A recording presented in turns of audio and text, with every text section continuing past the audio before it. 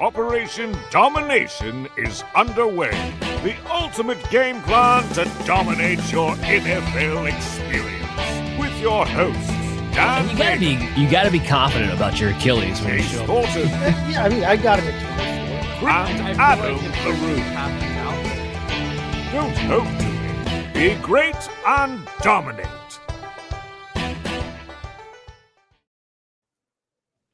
All right. Welcome into another edition of Operation Domination. The playoffs are almost here. It's the last week of the regular season, week 14. And we're here to help get you in it because I know there are many people out there who are win and get in. So the playoffs are essentially today.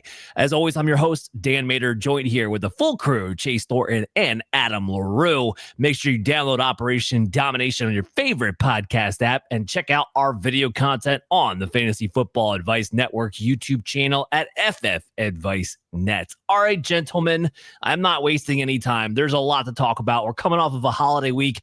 Everyone's knocking out the cobwebs, getting the fuzziness out from a crazy weekend of football and family and drinks and turkey. And I can go a whole year without having to see another turkey again. That's first and foremost, because there's just so much of it all the time. Drives me crazy.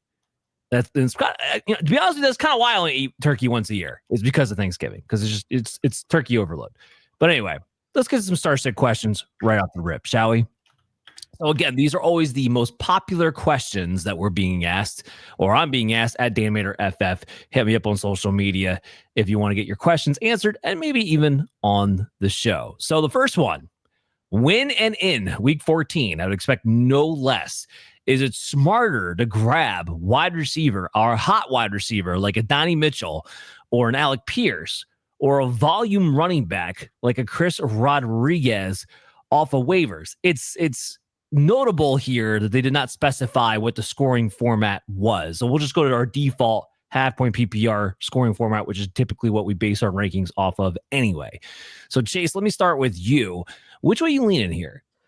Well, you're winning in. You have nothing to lose. You have everything to gain, but you need to take the shot, in my opinion. And I prefer the big shots over the underwhelming production in this case. So I'm gonna lean with the wide receivers here because I think that the two wide receivers that we brought up here, Adonai Mitchell and Alec Pierce, I think are just better plays right now, and give you a much higher ceiling, even if the floor may be a little bit lower than Rodriguez does. I mean, Mitchell here is the big swing for me. I think Adonai Mitchell is the big swing. He's coming off a big game, 8 for 12, 102 yards, a touchdown. Got a bad matchup with Miami being 25th, against only allowing the 25th most points to receivers. But Pierce is coming off a nice day too. He had four out of 5 targets for 78 yards, touchdown. But he leads the team in targets in the last 4 weeks. He has become the top target on that team in the last 4 weeks. He's got 35 targets overall, and targets are opportunities, and opportunities are king in fantasy. I will always subscribe to that. Rodriguez, on the other hand, is a running back, and we are calling him a volume running back, but that volume is relative because he has 1 reception on the year, flipping 1 reception. He's got 2 targets, 1 catch on the year. That is not a recipe generally for a usable fantasy piece. I realize that you're desperate. You're trying to pull guys off the wire or whatever, but for winning in, you might as well take the big shot. Rodriguez doesn't get the volume of carries necessarily to make up for not seeing any targets. He is not the answer here. I'm going to go with Mitchell or Pierce, whichever one you can grab off the wire. Okay, Adam, what do you got to say to that? I would generally prefer the running backs, especially if they've got real volume. Like a 15 to 20 carry running back, I would tend to prefer, just because that's more opportunities than even a 7 target type of receiver. Having said that, Rodriguez is not that guy for me at all. I kind of to what you laid out, and his carries are more often falling in the 10 to 15 than the 15 to 20. So for me, I'm taking the receivers over him. Chuba is the one that to me is a little bit more interesting. He has the bye this week, so it's more of a playoff question for him. But in the playoffs, he becomes a lot more interesting. So he'd be a good gamble. If he has genuinely taken that job, which some people do believe, if he's taken it back, then maybe there's a conversation to be had there over the receivers. But I would put him in that group with the receivers, and Rodriguez is way, way, way behind. And I would probably agree with you that Mitchell's the more interesting of the receivers, just given the volume. And given that the last couple of weeks he's gotten targets, he just hasn't actualized them. I think we need to be careful about chasing Adonai Mitchell. Let's think about this in context for a second. You're chasing a Jets wide receiver. Like, I know Tyrod Taylor's been better, and the passing attack has been better. There was nowhere to go but up, to be honest here. But we're also coming off a week, heading into week 13, where everyone was chasing John Mechie's production from the week before. And then we get to this week, and Mechie, by the way, was still involved. He still had targets. He still had 27% target share, which was the exact target share that he had the week before when he went off. And he did absolutely nothing because it became the Adonai Mitchell show. Now, Mitchell has been a little bit more stable as far as his overall usage goes. And I'm not just talking about target share. I'm talking about ADOT too. Like he's actually getting 15 plus, 19 yards ADOT since week 11, which is what's giving him the upside because he's getting those big play downfield shots. That's great. And it's fantastic. It's still a Jets wide receiver. The Dolphins have allowed the ninth fewest wide receiver points this season. This isn't really a great advantageous matchup for Jets wide receivers. Believe it or not. I mean, people think they want to take advantage of Miami. You could take advantage of running the football, but between the defense playing a lot better over the past few weeks and their secondary really hasn't been that susceptible all season long. I like Alec Pierce here better for a week 14 and get in. So he has a slightly better matchup against Jacksonville, who's middle of the pack. Their best corner, Jordan Lewis, is not somebody that Alec Pierce projects to go up against very often because he plays mostly in the slot wide receiver. Pierce is going to mostly be on the outside and mostly see Newsome, who's been awful all season long. You know, he ranks on PFF 105th out of 111 qualifying cornerbacks. That's how bad he's been.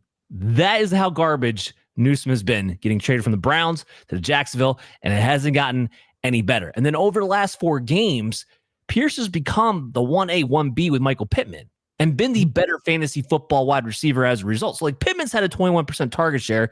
Pierce has had 20. But kind of like I mentioned about the ADOT with Adonai Mitchell versus John Mechie, it's the same things going on with Alec Pierce versus Michael Pittman.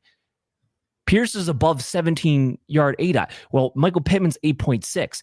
Over the last 4 weeks, Pierce has been the wide receiver 17, while Pittman's been the wide receiver 39. So there's a real argument to make here that not only has Pierce established himself as a co-number one with Michael Pittman, but this is a matchup that favors him because Pittman is going to see Jordan Lewis more often because he operates closer to the line of scrimmage and he operates more as a big slot more times not anyway. So I actually like Alec Pierce a little bit more. It's not crazy more. I do have Pierce at my wide receiver 24 and Adonai Mitchell, my wide receiver 28. But if I'm a win and get in, I'm feeling safer about Alec Pierce. I do want to say this one thing about Chris Rodriguez. And it's not that I put him on the same echelon of those guys for this week in particular. But if you think there's any chance you're going to make the playoffs in week 15, if you do have a roster spot, he does play the Giants week 15. And he has taken over that backfield. And while you do have to lean on the idea of him dominating rushing yards and touchdowns, there's a decent chance he gets that opportunity against the Giants if you need a flex play. Hopefully you'd have better options. Obviously, week 15, we're not going to have teams on bye, thank God. But an option just to kind of think about for next week, potentially. Last week was the biggest gap between him and Krosky Merritt. It was a 39% carry share to 14%. So that I could see that widen up a little bit. So I just want to kind of throw that in there. But I don't know if you guys want to rebuttal to Alec Pierce for Adonai Mitchell. That's kind of where I'm falling. My only comment to you made a great point about, and I mean, I didn't disagree with you with anything I said in terms of Pierce and Pittman. My comment about Mitchell facing the bad matchup in Miami is that a matchup with a secondary that doesn't give up a ton of points to wide receivers scares me more for a guy like Mechie, who I think is going to rely more on catching the ball, catch more catches to get volume than a guy like Mitchell, who is the big shot and only needs 3-4 catches to be able to make a big splash. You're taking a big swing. It's a risk. You're already not in a great situation anyway. Your points are completely valid, but the bad matchup for wide receivers scares me more for a guy who relies on shorter catches and volume than it does on a guy who's just a big swing regardless. Mitchell would be a big swing regardless of who he's matching up against, because you're hoping for those big plays. Well, that's how he's being utilized. So I don't disagree with that point. And then Adam just disappoints me with not going with his Colts wide receiver. I mean, come on. Mitchell was also a Colts wide receiver. These are my children. All right. My children. I am overexposed to both of them in Dynasty. So do we want to have a little fun? Do we want to have a showdown? Pierce versus Mitchell? No. Because I'm great with either one of them. Okay, it's close. I was just trying to see, because we haven't had too many last few weeks and we're running out of time, but it's too close. All right, so let's move on to our next question. Who's the better, and all of these are just predicated on week 14. So who's the better week 14 pickup and start between Kyle Monangai or Christian Watson? And they also go on to say, if I have one roster spot for a late playoff push, which one of those two as well? So Adam, let's go to you on this one. For this season, this week rather, it's Christian Watson for me. It's close. I think that it is very close, and to me it just gets down into the matchup where I feel a lot more comfortable with playing against Chicago's secondary than I do Green Bay's run defense. Like that really is where it goes. Especially it's game script too, right? Because Monangai is the type of back who I want. Kind of same as the last question. If you're a guy like Monangai, a guy like Rodriguez, for you to get me fantasy value, in my opinion, I need 15 plus carries. And on games where the Bears are going to win, I'd rather have Monangai in this scenario, because if I'm getting that 15 plus carries, I can get 20 out of Monangai. Otherwise, it's a touchdown or nothing. Like in a game like Green Bay this week, I'm going to get 10 with a touchdown or I'm getting burned. Is kind of how I'm looking at this game. With Monangai. So I'm going the Christian Watson route. I think he's got a similar floor, but I feel a lot better about him hitting towards his ceiling plays in this particular matchup. Their recent output's pretty similar. They both have the 10-point games kind of intermixed with their 20-point come ups. So I just, reading the tea leaves, I feel better about Watson this week. Yeah, so I thought this was an interesting question because they're surprisingly similar players right now. Chase, where you fall on this? No, I'm agreeing, and I don't think I'm being a homer when I say I want to take Watson over Monangai. I mean, if you want to take you mentioned the idea of, if Chicago's going to win the game, I like Monangai. This is a weird line on this game. I think Vegas is begging you to take Green Bay and to cover. And I don't know that a 6.5 point favorite is where Green Bay should be in this game. I really don't. So, I think this game is going to be a little bit closer, and Monangai is not unusable, but I agree with you that it's a better matchup for Watson playing against Chicago's secondary than it is Monangai playing against Green Bay's defense there. Monangai is the slower back half of a committee right now. He still is the back half of that committee. If you want to think about it like that, look at their snap totals the last few weeks here over the last month or so. He's only averaging 8.7 points on the year. I know he's had more lately. Watson is the bigger splash play. We just talked about that philosophically, that I like taking the bigger splashes in these kind of situations. He can hit that big play, so he doesn't need a lot of looks, but he did get 10 targets last week, so he can get the looks. He's the special player on that Green Bay offense. And if you want to look rest of season, if you're counting on winning this week and you want to know which one to have on your roster for the next 3-4 weeks, technically Watson's matchups against his remaining opponents are a slightly better rest of season schedule than what Monangai is going to face in his remaining schedule. So it's Watson for me. Yeah, just to kind of piggyback off that, because I do have that in my notes. Watson, he does have the Broncos week 15, which is rough. But after that, he gets the Bears again and then the Ravens. Monangai, he's really going to need DeAndre Swift to get injured, because you got the Browns, Packers again, then 49ers, who have been okay, but they've been more letting up fantasy points to the running backs through the air than they have necessarily on the ground, which doesn't really play to Monangai's strength either. And one quick note about Monangai, he's also dealing with a foot issue for this week. So make sure you tune in tomorrow when I talk to Dr. Brian Scott for the injury inquiries episode, because we'll talk about that. Little plug there for tomorrow's episode. It's just so strange because Monangai's been the running back 17 over the past 4 weeks. Swift's been the running back 26. And while he's just been more fantasy productive and consistent too, we're not talking about big plunges here. It's been Swift as the lead guy. I have ranked Swift as the lead guy every single week. And it's not just me. It's been everybody. Like, Chase, to your point, Swift has had 54% to Monangai's 44% in snaps, 48% to 43% in carries, 46% to 35% in routes, 9% to 2% in target share, that being the biggest gap of all. So Monangai, from a usage standpoint, it's still just an RB3. And while he's been out producing that because he gets these red zone opportunities, I can't value him necessarily even as a low-end RB2, even with 4 teams on bye, given the matchup where the Packers only allowed 3.9 rushing yards per play and are much better defense at home than they are on the road. So it's kind of this weird thing where, like, I feel like I keep getting cheated by not starting Monangai, but nothing in my process tells me I can. And then Christian Watson on the other side, I'm with you guys. And this is more about not only has Watson established himself as the lead wide receiver, 83% routes run. No one else in the Packers is over 70. 26% target share. That's the healthiest target share we've ever seen out of Christian Watson. And that's not just from last week. This is the past month now for this season. And an 18.3 ADOT. We're talking about guys with big ADOTs. They get the big plunges. They have the opportunities to do so. Wide receiver, 16 points per game during that time. And on the Chicago side, Jalen Johnson, he's back, but he's not quite up to himself yet. You can still take advantage of that secondary. The only thing I'm worried about is what the weather in Green Bay is going to be on Sunday, because it's December. It changes fast over there. That's the only thing I'd be concerned about. So I'm with you guys. Not only is it Watson this week, but it's also Watson for the next few weeks. Let's talk about the next question. For week 14, do you guys sense a theme here? Who do I flex in PPR? RJ Harvey or Jakobi Meyers?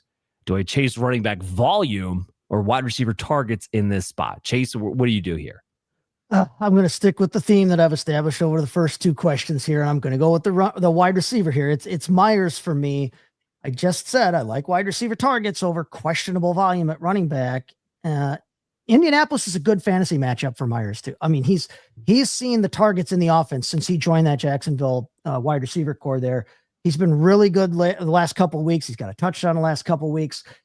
You look on the other side, and Harvey, he's the leader of that backfield, but he's still not like the unquestioned, like, I'm the guy all the time, no matter the scenario, leader of that backfield. They're still using, last week we saw Tyler Badie or Beatty or Badie or however he wants to pronounce that goofy name.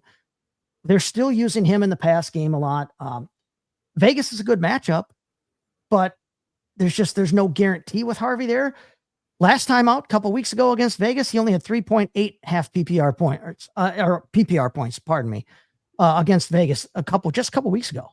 So I'm going to take the swing with Meyers because Meyers, I think, has established himself right now in the moment as the top receiver on that Jacksonville team. And I like that matchup with Indy, and it's a big game. That's a big divisional game.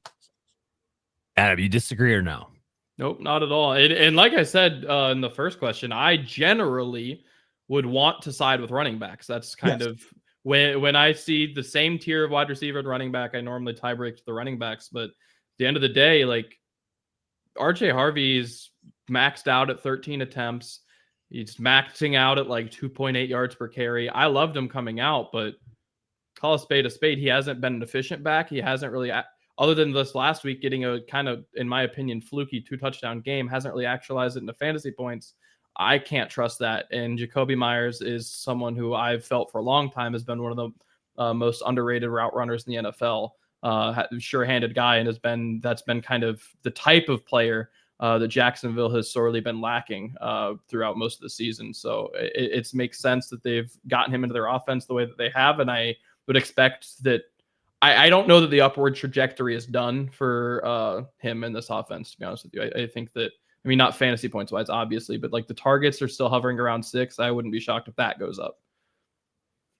And I am starting Harvey in several redraft leagues. It's not that I'm opposed to playing him. It's just I'm starting him where I don't necessarily have a choice.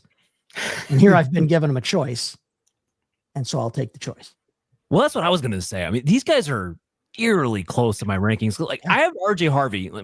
Keep in mind, there's 4 teams on bye, but I got my running back 16 heading into this week. I got Jakobi Meyers at wide receiver 17. The difference is I have the wide receivers pushed up a little bit ahead of the running backs this week in the flex rankings. And that's kind of where I fall in line with you guys. I mean, Adam, to your point, yes, Harvey has, you want to talk about inefficiency. The guy hasn't gone over 3 yards per carry since week 8. It's been under that since then. It's been kind of brutal. And, the 2 games he's had now as the starter without J.K. Dobbins, the volume has been there. He's had 62% of the team carries. He's had 9% of the target share. Where Tyler Beatty gets involved is in the 2-minute drill. But outside of that, R.J. Harvey is, for all intents and purposes, pretty much the lead bell cow back. It's not quite a full workhorse share. Don't get me twisted, but it's pretty close. He gets the red zone opportunities. That's what gets interesting about RJ Harvey, right? And that's what he's shown you, not even before he got the starts with Dobbins, he's shown you when he gets those red zone opportunities, he can pop. He knows how to get in the end zone, which is definitely a skill set when you're a running back for fantasy football purposes, not to take away. And the Raiders are a great opportunity for him to get those red zone touches. 1,000%. So I don't want to downgrade RJ Harvey in people's minds too much here, but it is Jakobi Meyers. I don't think Jakobi Meyers is just the number 1 wide receiver this week. I think he's the number 1 wide receiver for the Jaguars the rest of the season. There's no chemistry, no connection for BTJ when it comes to Trevor Lawrence or when it comes to Liam Cohen calling plays. And I know it's his first week back from his injury, but still, Jakobi clearly operated as the number 1 wide receiver in that offense. We're talking about 90% of the routes run, 22% of the targets per route run, 25% target share since he's been traded. And it's not often that we get to see receivers excel when they get traded to new teams mid-season. It's quite rare, in fact. And he's been a wide receiver 14 in that stretch. Now let's flip it over to the Colts side of the matchup. They've allowed the 9th most fantasy points to wide receivers. They don't have Sauce Gardner, who they traded for. So they're back to having the holes in the secondary on top of everything else. It's definitely Jakobi Meyers for me, who's, if you had him, if you picked him up, because a lot of people dropped him, I mean, you want to talk about a real solid wide receiver 3, maybe even wide receiver 2 for your fantasy playoff push. Yeah, you lucked out there in a big, big way.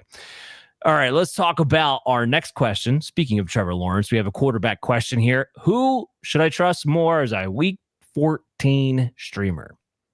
Trevor Lawrence against the Colts, Jacoby Brissett against the Rams, CJ Stroud against Kansas City, or Tyler Shough against Tampa Bay?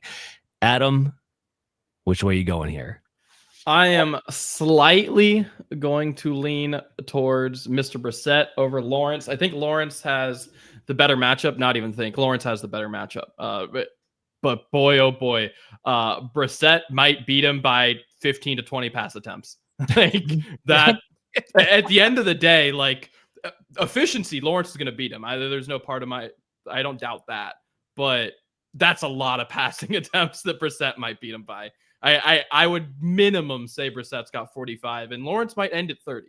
Like that's kind of where he's trended lately. So that's where I skew that way. I think that you could probably project both of them right around that 20 mark and feel pretty confident about that. It's just the volume for Brissett, man. And then I think the other guys are a further down tier. Stroud and Shough are disgustingly close to each other just because Stroud doesn't do a ton for fantasy. Even though I think he's the much better NFL quarterback. But yeah, they're 2 separate tiers that are not close to me. I feel you on that. Chase, you see this any differently? No, it's Brissett for me, and honestly, it's not as close as maybe Adam might be making out. Just the fact that he's averaging over the last month, he's throwing the ball almost 50 times a game. He's got Harrison back now. He's got the top receiving tight end right now playing in the game in Trey McBride.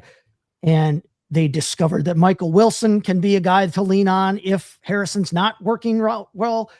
Greg Dortch is a professional football player and a reliable guy to be able to throw the ball to as a third wide receiver or fourth, fifth option on that team.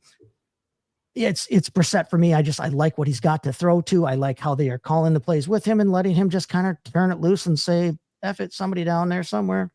So yeah, for me, I'm going Jacoby Brissett all day long. He's by far a top 10 play. I'm tempted to put him in top 6 or 8 for me this week. I like what Brissett is doing this year. And I think it's for fantasy wise, I don't care what the record is. I want to see him tossing that Brock and he's doing it.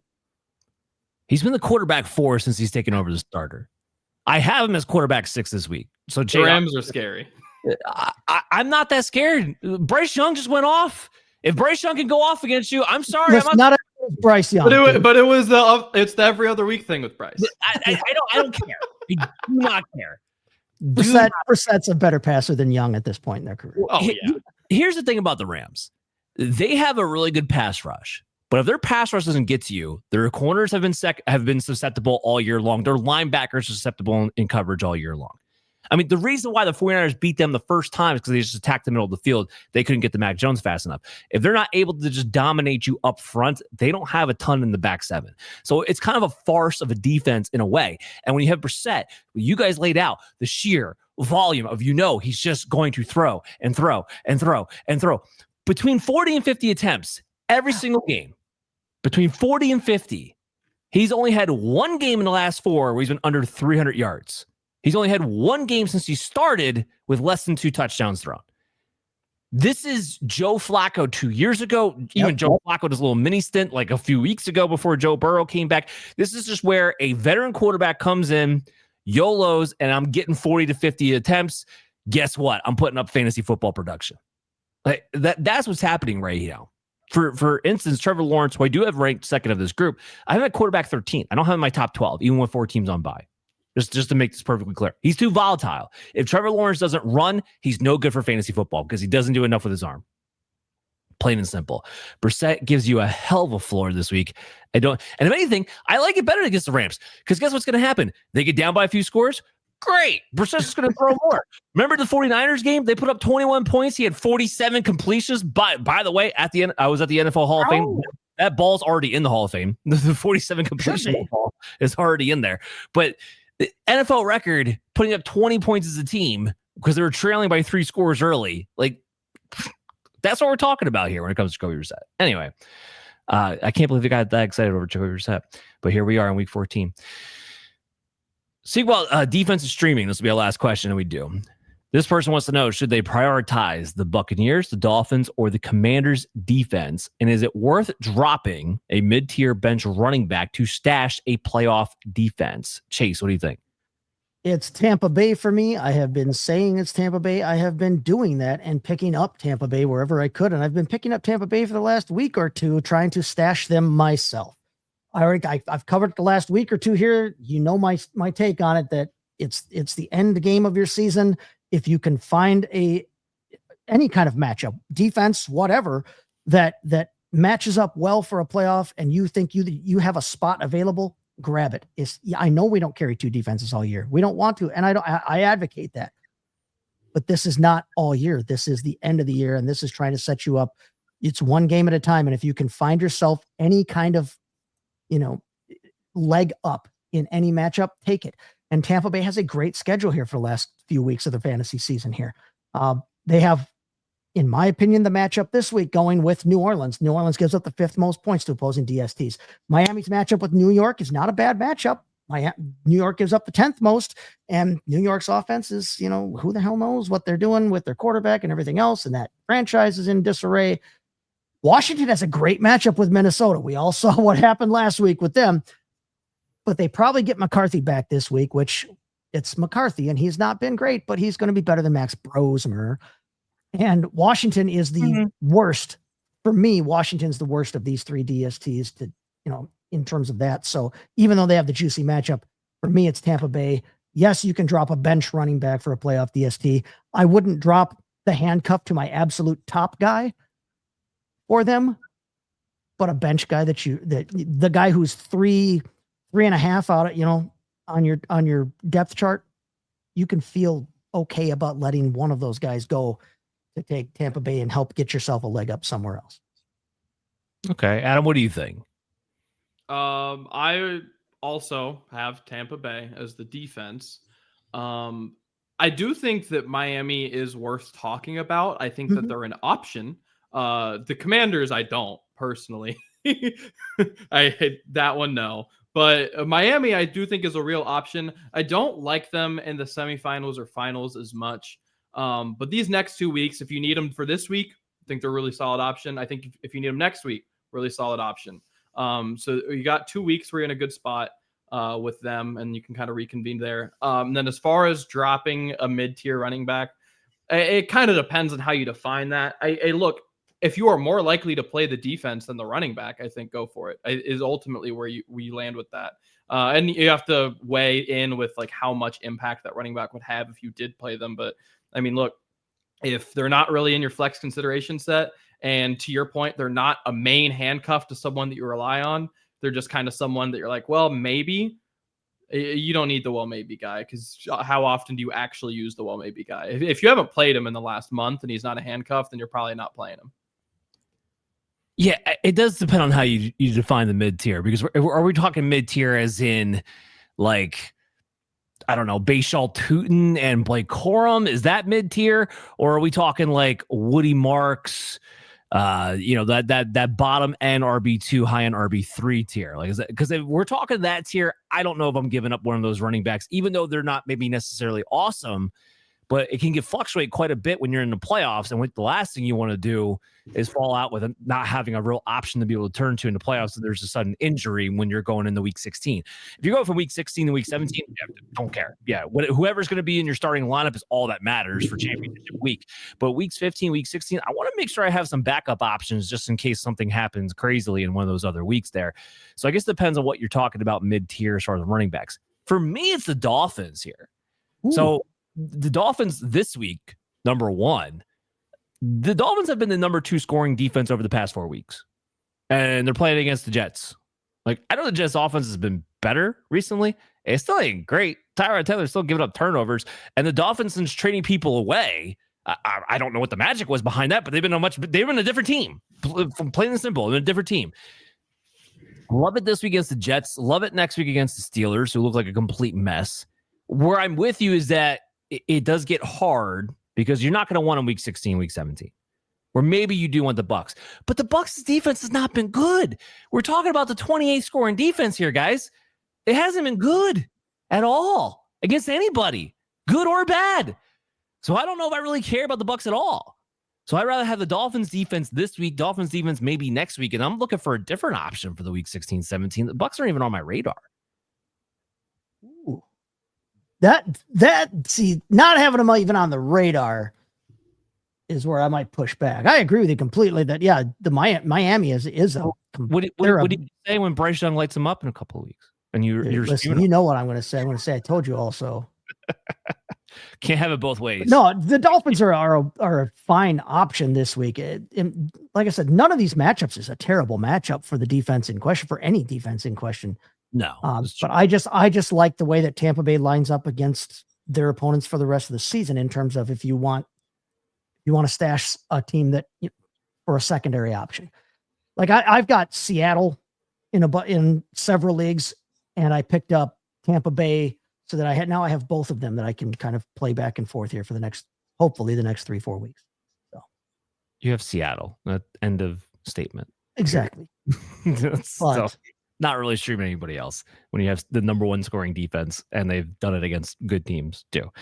But it's getting a little toasty. Hot air. So hot in here. It's actually not. It's freezing outside, but I had to give something to Adam there. Living all hell up here by us. Yeah. Yeah. It's white outside, I think, everywhere. I'm jealous for any of the listeners who are warm. All right. This is probably in a lot of leagues. There are some dynasty leagues. Dynasty is redraft everyone's trade deadlines right around the same time. Dynasty, there's some leagues that just don't have one. Mine mostly end of this week, or last week or this week is kind of where mine settled. But there are some leagues that'll keep trading after now, but they're kind of few and far between. Having said that means we've got some massive, massive trades going down. I've participated in some blockbusters. I've been offered some blockbusters. Most of my trades so far this season have been this week. And I think there's some really interesting guys getting moved. The first and foremost, the number 1 guy, number 2 most traded, but number 1 most interesting in my mind, Justin Jefferson is super liquid, like very, very much so, being moved in a lot of leagues. The second most traded player, second most traded wide receiver. There was an offer in my inbox with him, actually, very similar to this first option, actually.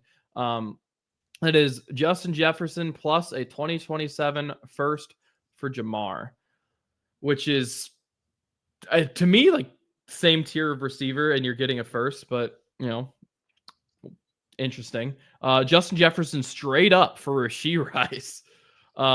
Justin Jefferson for Josh Jacobs and Jamison Williams. Justin Jefferson and a second for Lamar Jackson. And Justin Jefferson for AJ Brown and Bucky Irving. This is a guy who, for the entire time, and we've been doing the show for a while now. We kind of made some references to it before the show started. We've been, kind of talking together for quite a bit. The entire time I've covered Dynasty, Justin Jefferson has been the most expensive non-quarterback asset the entire time. This is kind of unprecedented that he's moving like this. So I'm curious what you guys have to think about it. Like in my, world of fantasy, this is like pretty big actually that he's moving like this. This is the TikTok immediate gratification. Like, what have you done for me lately? Generation thing. I don't hate all of these moves. I would not. The Chase move just blows me out of the water. You are giving up way too much to get Chase, like you just said, a receiver who's in the same tier. Over their careers, Chase has been about a point better per game in half PPR. So has he been the better player? Yes. Has he been giving up a first round pick better? Their age differences, not that bad.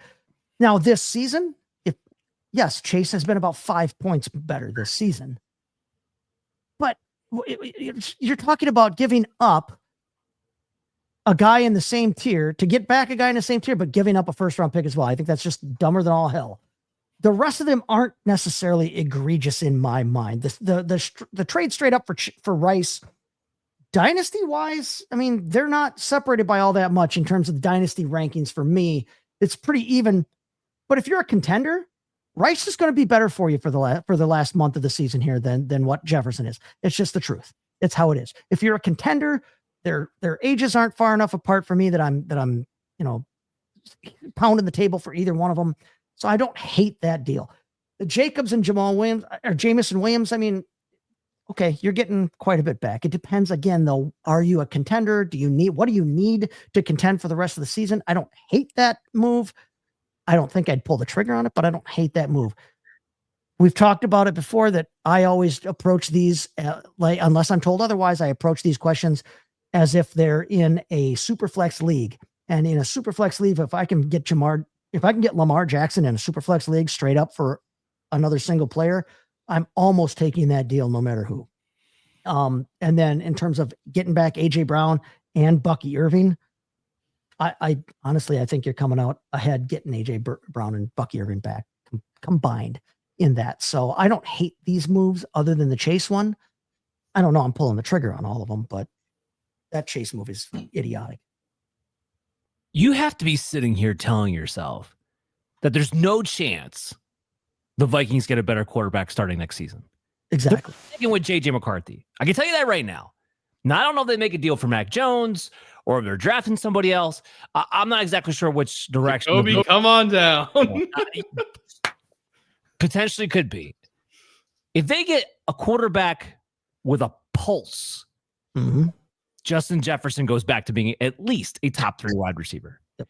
The only deal on here I'm even considering is Rashee Rice. And the only reason why that's the deal I would consider is because, one, he's tied to Mahomes. 2, when Travis Kelce retires this year, I think Rashee Rice could have a CeeDee Lamb-like year from a couple of years ago where he just gets 180 targets because he's going to have that whole middle of the field to himself in that Mahomes offense. That's the only one I'm even considering. And that's if you want to win this year too, by the way. But Justin Jefferson, his talent profile, much more dynamic than Rashee Rice. Make no mistake about it. I don't want Lamar. I don't want Lamar for Justin Jefferson. Are you kidding me? We're getting a taste right now of what it's going to look like when Lamar doesn't have his mobility. And he's closer to that point of his career than he's not. I don't want any part of it. He's never been a great thrower. If he's not running for a bunch of yards, I don't want him, especially when we're talking about an elite wide receiver. If you think Kevin O'Connell is not going to move heaven and earth to get a quarterback that at least runs his system in their next season, you haven't been paying attention. Because guess what? O'Connell, while it won't happen this year, will be on the hot seat come next year if they don't get this thing figured out. He will be. They don't have enough to show for his last few years. And they spent a lot of money on some older players this past season to disappoint. And I think because he is who he is, he buys himself an extra season, but it's not going to be good enough for 2. It won't be JJ McCarthy next year. I'm going to tell you that right now. It won't. Have you seen the meme about how they should declare McCarthy a bust, cut him, and then re-sign him so that Kevin O'Connell can fix him? Yay. Oh, it's always a possibility out there. Never say never. I'm like 75% sure it's going to wind up being Mac Jones. I think they're going to wind up offering some kind of draft capital the 49ers won't be able to say no to. But like I said, even if it's not, as long as they get the quarterback, an average quarterback, I shouldn't say average, a below average quarterback with Kevin O'Connell will get Justin Jefferson back to being a top 5 wide receiver. What they have right now is bottom of the freaking barrel. That's what they have right now. And you said McCarthy's better than Brosmer. Is he? I saw the same production. Like I saw the exact same thing. I didn't say anything different. He's better, but it ain't far. They're in similar company. And you're talking about one guy who was undrafted, one guy who's a first rounder. Like I don't know what they're I saw. working the same shift. Yeah, no, they're not. Yeah, I don't know. I don't know where you fall on this. I tend to agree with you, and the Rasheed one even is tricky to me. I'd consider it. I'm with you that far. The AJ Brown one and Bucky one, I wouldn't do, but I don't think is asinine. Like if I saw that in like someone else made that trade in a league I was in, I wouldn't like make fun of him for it. The one that I would is Josh Jacobs and Jameson Williams. It's like, to me, kind of funny. Just Jacobs' age as a running back plus Jameson has had a great couple weeks, but on the whole has been what he's been the entire time. That one is just kind of, I'd want to trade with you in the future if I saw you make that trade in my league. And then the Jamar one, I agree with kind of what you were saying. That's just a little overreactionary to me. But it's interesting. I've never seen him move like this. I talked about it. I think this was on the show, or maybe after the show a week or two ago, that historically, top 5 wide receivers in Dynasty only move for other top 5 wide receivers. Yeah. Jamar and Justin being talked as trade partners makes sense. The first doesn't, but that happens.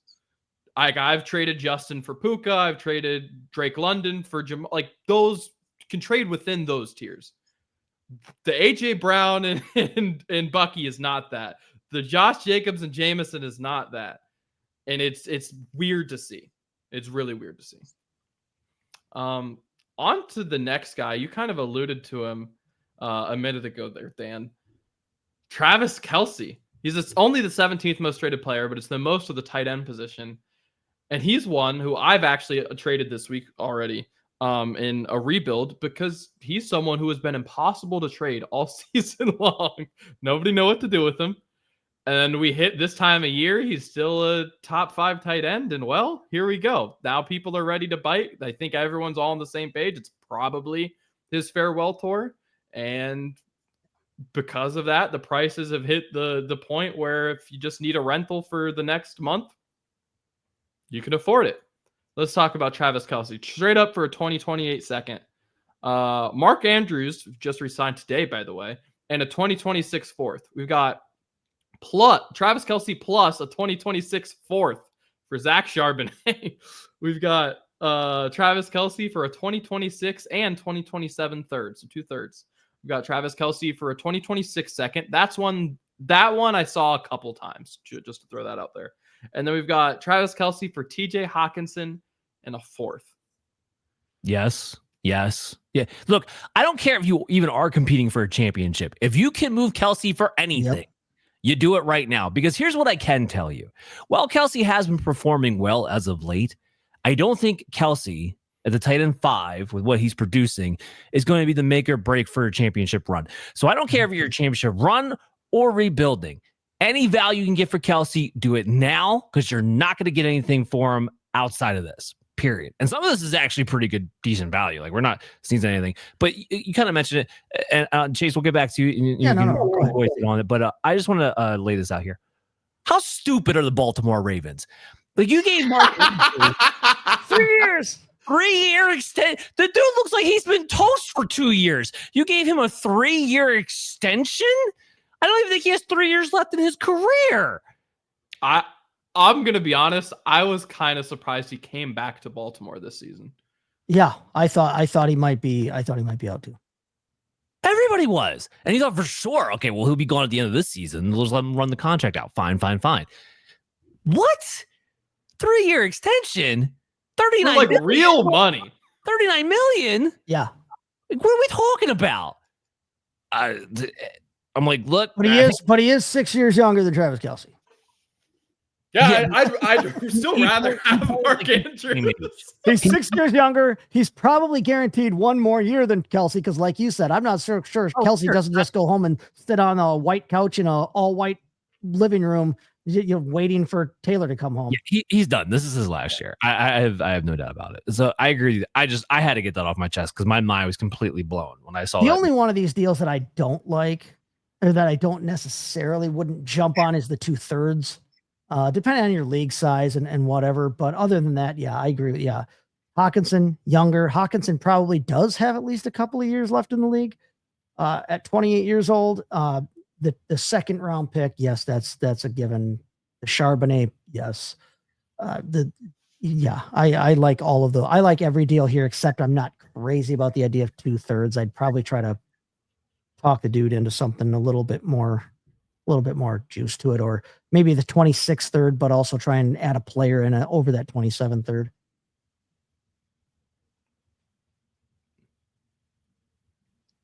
Get Adam. What do you got?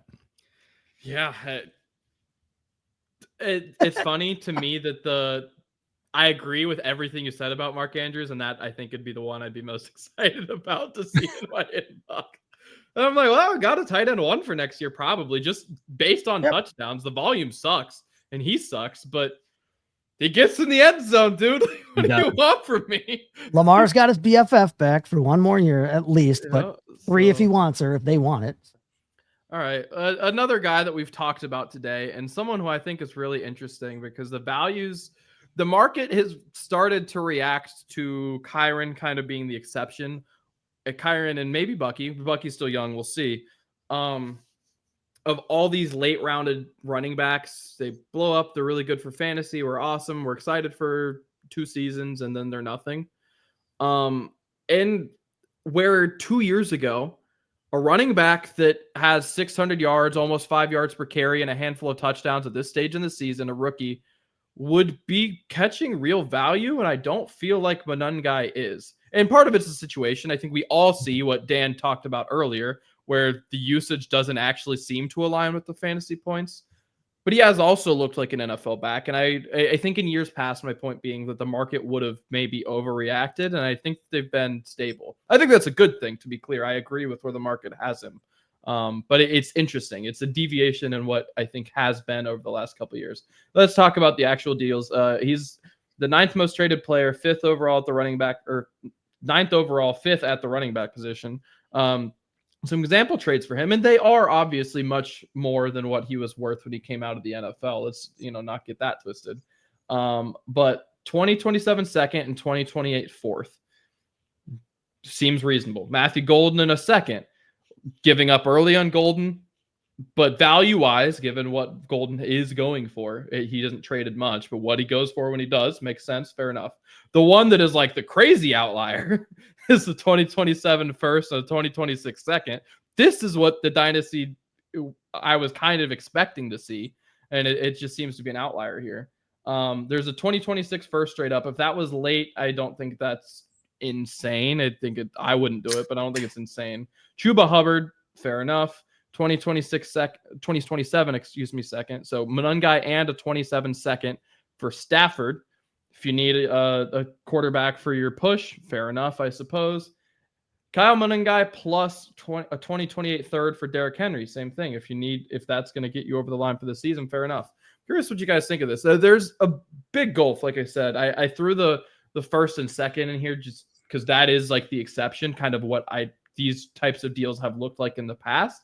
But everything else seems a lot more grounded to me. Yeah, I would jump on the one and the two. I would jump on the golden 26 and 26 too. I wasn't a big Monangai fan. I didn't like him in the draft process coming into the league. I didn't like how he profiled into the league. I will admit he has looked much better on the field in the league than I thought he would on paper coming into it, but I'm still not crazy about his overall profile. And like you said, the situation that he finds himself in is a little bit wonky for me. So I'll still bet on a young receiver and a 26-2. I would take that. The 26 first, yeah, I would take that too for a first round pick. You didn't spend a first round pick likely on Monangai, so getting one back from him I'm fine with. And you trading him with the third for the Henry. I mean, depends on. We've said it the last couple of weeks. If you're a contender, you want Henry on your team. If you're not a contender, keep the young guy and keep the third. I realize it's a third that's three years out essentially, but keep the pick, keep the young guy, go for it that way. Getting Stafford back, I think you're overpaying, giving a second and a young running back in Monangai who is a usable piece, or just Stafford. But if you're desperate in a super flex, or you just lost a quarterback for whatever reason, or you were counting on Kyler Murray and you don't have Brissett, okay, yeah, I can get that. They're not egregious outside of somebody giving you a 1 and a 2 for him. That's their stupidity, but yeah. Otherwise, yeah, this isn't terrible. The only move here I'm not making is Hubbard. That's the only move I'm not going to do. And that's just for a simple fact. I think Hubbard and Dottle are going to be in a split committee rest of the way, just like Monangai and Swift will. And I'd rather have Monangai moving forward than Hubbard and Dottle, who I think both will be replaced next season. That's the only one I would reject out of hand. Yes. Yeah. I think there's a very good chance here. Now, look, let's get something clear real fast. Monangai is never going to fully take over this backfield. Even if the Chicago Bears decide to move on from DeAndre Swift next season, Ben Johnson's going to take somebody to, at the bare minimum, pair with Monangai. He doesn't have the profile to just take it over. Having ceiling 60%. Right. And you'd use the 4th round draft pick on Monangai. Like at best. You might even pick them up off of waivers. He was a 7th round rookie. 7th rounder on a team where people still thought that maybe Roschon DeAndre Swift were going to be something. He was a 3rd string running back. So anyway, you look at this, you win in value overall. That's the big thing that I take away from it. Stafford, I'm doing that in a heartbeat. Not only do you have a top 3 quarterback the rest of this season, but with the way he's playing, I have no doubt in my mind Stafford's back for one more year. So give me Stafford rest of this year and another year with that offense and that team. I'm going to take that deal. Because there's, again, Monangai being a 7th round pick, even though he's been very, very good, has no guarantee that he is even involved next season. So I am going to do that move. Isaiah Pacheco. I mean, it could be very well. And he might have a shorter leash than Pacheco won. Pacheco wound up being relevant for a couple of seasons. It might not work out that way for Monangai. I tend to think that it will at least have some sort of role because of how well he's played, but there's a chance that it doesn't. Because we've seen this before with 7th round rookie running backs. So I think either way you win. The only one I'm like, is Hubbard. Because I think Hubbard might be in the same boat. Did I wrap it up, Adam? What you got in this one? Yeah, no, I agree. I think it's just interesting because you saw so many crazy overpays when a lot of these guys, when Pacheco was first popping off, when Kyron first popped off, when James Robinson first popped off. So I think a lot of these are a lot more reasonable, especially like the Derrick Henry one, for example. Like that's a situational trade to me more than it's like a value one. Like I could see being on either end of that. Same with Stafford to an extent. I think even if I was out of the playoffs this season, but like if my window was going to open next, I'd want the Stafford side. But if it's a longer rebuild than that, I would take the Monangai side, for example. But otherwise, yeah, I agree. It's interesting that he's moving as much as he is because rookies who are doing good tend to not move that much. And when they do, it's expensive. And the 1st and 2nd's expensive, but otherwise this isn't that crazy. Assuming that 26-1 by itself is late, I guess. Yeah, well, I tend to agree with that. It's really interesting to me. And I think people are starting to get wise to the idea that even if you're a rookie running back, if you had a day 3 profile, exactly, you're not holding on to the job. You're not worth anything. Yeah. So Kyren might be the exception. But even still, we're seeing Blake Corum cut into his workload. He did already get paid, though. So there's that element to it where he's locked in for a few years. But you said it perfect. James Robinson, Isaiah Pacheco, what these guys are getting traded for when they were hot. Oh, my God, I would take anything. I would take anything that they were getting offered for those guys. Monangai might very well be in the same boat. Yeah. Okay. I'm thirsty.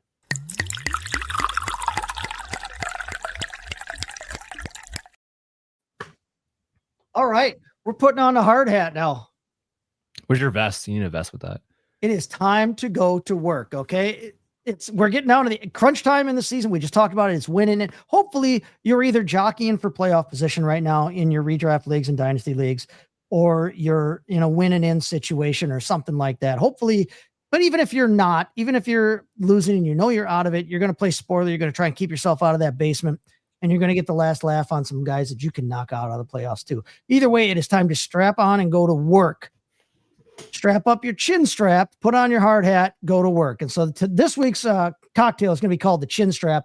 It's a riff, kind of a little bit of a variation on a cocktail called the blue collar, because a blue collar player is a guy that puts on his hard hat and goes to work, and the kind of guy that just does what needs to be done. It's not a cocktail for everybody. I'll tell you that straight up, but neither is doing the work needed to get a fantasy championship. Not everybody out there is going to be grinding, but I have faith that the people watching Operation Domination and listening to us, they are going to put in the work. So let's talk about some DFS plays this week as we go to work and try to win ourselves some money here for the rest of the season. We're going to go with at quarterback, maybe kind of an obvious play, but a guy that we haven't used yet this season. I'm going to go with Josh Allen, the highest paid guy on the salary list, and he's also the quarterback one in ECR ranking this week. He's the quarterback one overall this year. He's the quarterback one in points per game. That's the top quarterback on the slate. So we're going to grab him this week because I like what he has to offer us this week. This game has the highest point total on the slate here at 52.5 points last time I checked. And Buffalo's a 5.5 point favorite.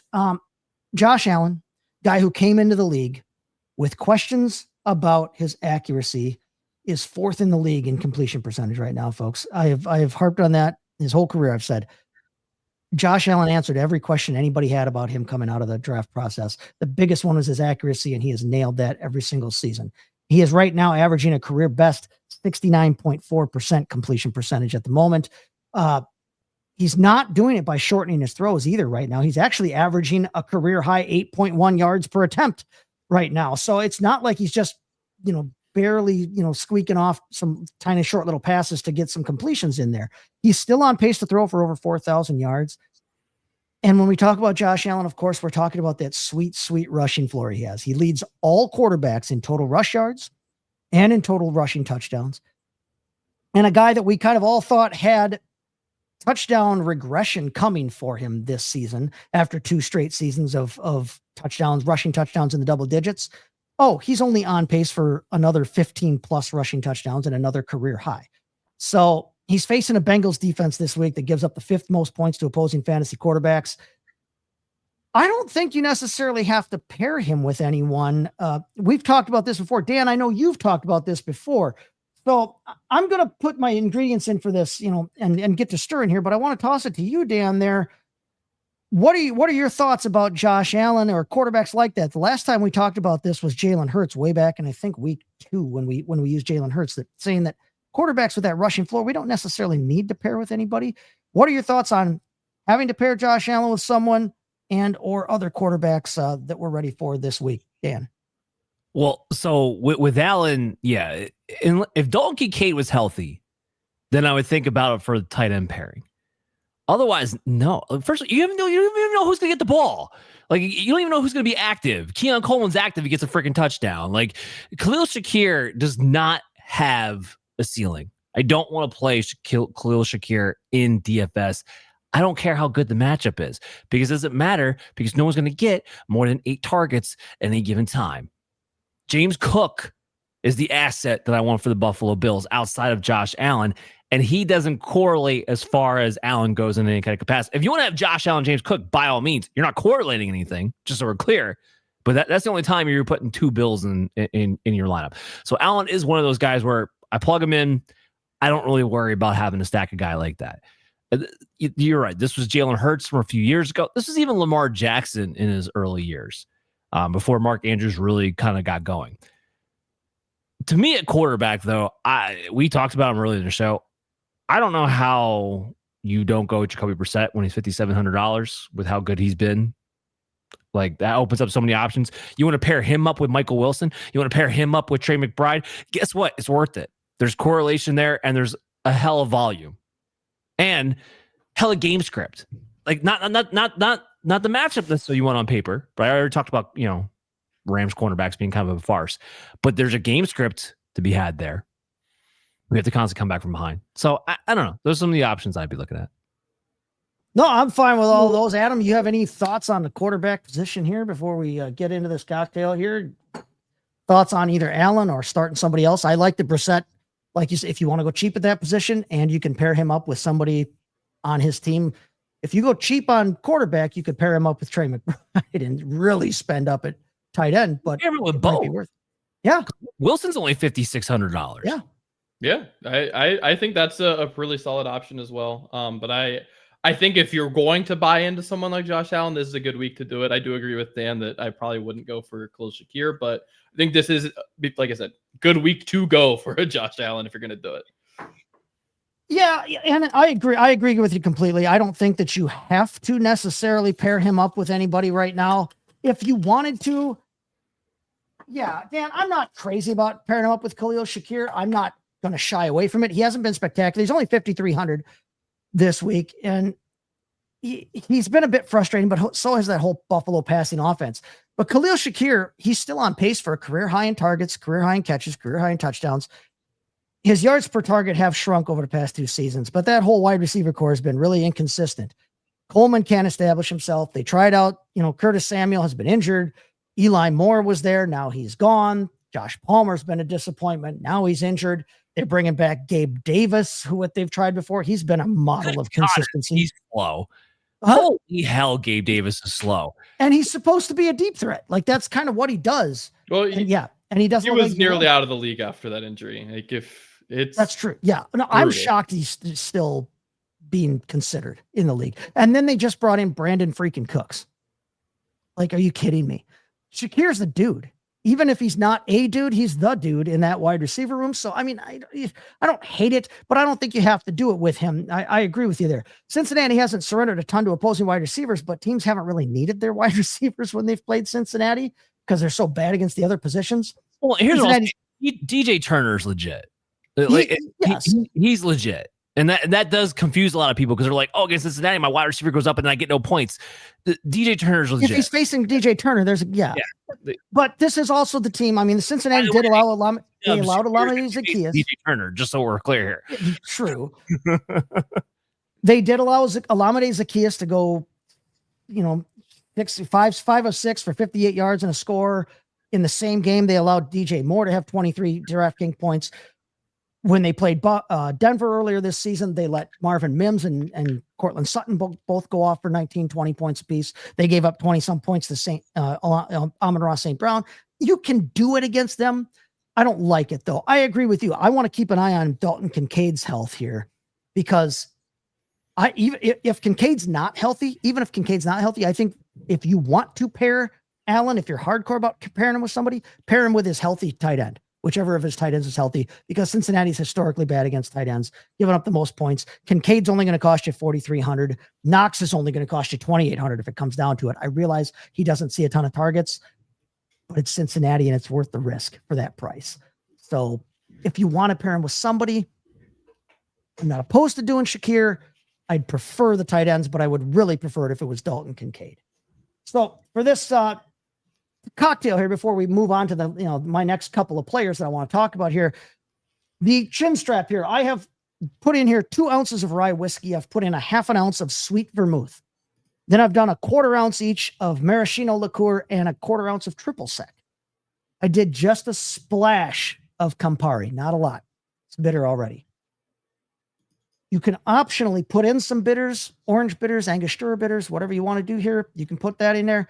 But I put that in a mixing glass and I mixed that till it was nice and cold. I strained that out into this glass here.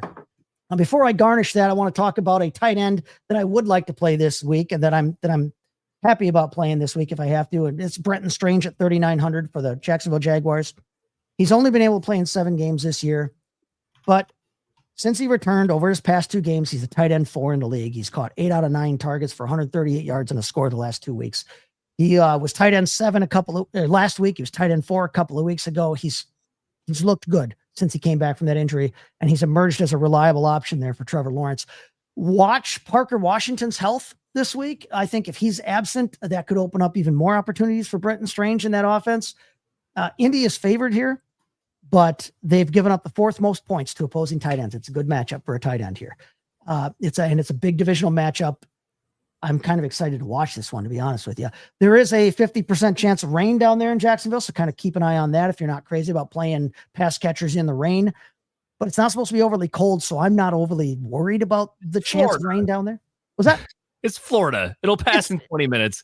Yeah, right. Yeah, right. Yeah, you have no idea how long it's going to take, and it could be over as soon as it starts. So Brenton Strange there. And then my running back here I want to talk about is Quinshon Judkins at 6,400 for the for our favorite Cleveland Browns there. My fun team there. The Cleveland Browns, my second favorite team. What am I doing with Quinshon Judkins? Well, let me tell you here. He's been 7th in rushing running back rush attempts here, and he's 4th in attempts per game. Okay. And that's even though he couldn't join until late. Remember, we weren't sure how long he was going to be here this year and how long we were going to have him. But Cleveland, Tennessee, that game is the lowest on the slate in terms of total points. It's only got, I think, a 34-point total, and Cleveland's favored by 4. So there's not supposed to be a lot of scoring in this game. But Tennessee gives up the 9th most points to opposing running backs. They give up the 8th highest yards per attempt. They give up the 2nd most touchdowns on the ground of anybody in the league. So, this is a good matchup for a running back, and it has been a good matchup for running backs. You look at Quinshon Judkins a couple of weeks ago against Las Vegas. He had 2 touchdowns there. He had 3 touchdowns against Miami in week 7. So when he faces, similar tiered run defenses, he tends to do pretty well there. There's only 5 running backs that are attempting more rushes per game over the last 3 weeks. I like Quinshon Judkins there. So I'm going to roll with him at 6,400. So yeah, I want to roll with Allen. I don't necessarily have to pair him with somebody unless his quarterback or unless his tight end is healthy. Otherwise, you can think about Shakir. Brenton Strange at tight end if you're not rolling with the Buffalo tight end. Quinshon Judkins. So we're talking about a lemon zest here that I've done over the top of this drink. And there is your chin strap. Buckle up, everybody. Get the work done. Slanjava. Let's get some money this week. Love it, love it, love it. Guys, make sure you check out Operation Domination on your favorite podcast app and find our video content on the Fantasy Football Advice Network YouTube channel at FF Advice Net. I'll be back tomorrow with Dr. Brian Scott for the Injury Inquiries Week 14 episode. And of course, have Chaz Filardi on for Sports Betting Weekly the next day after that. So make sure you download everything. Check out Adam LaRue and Chase Thornton and myself, Dan Mater, and we'll see you guys next time.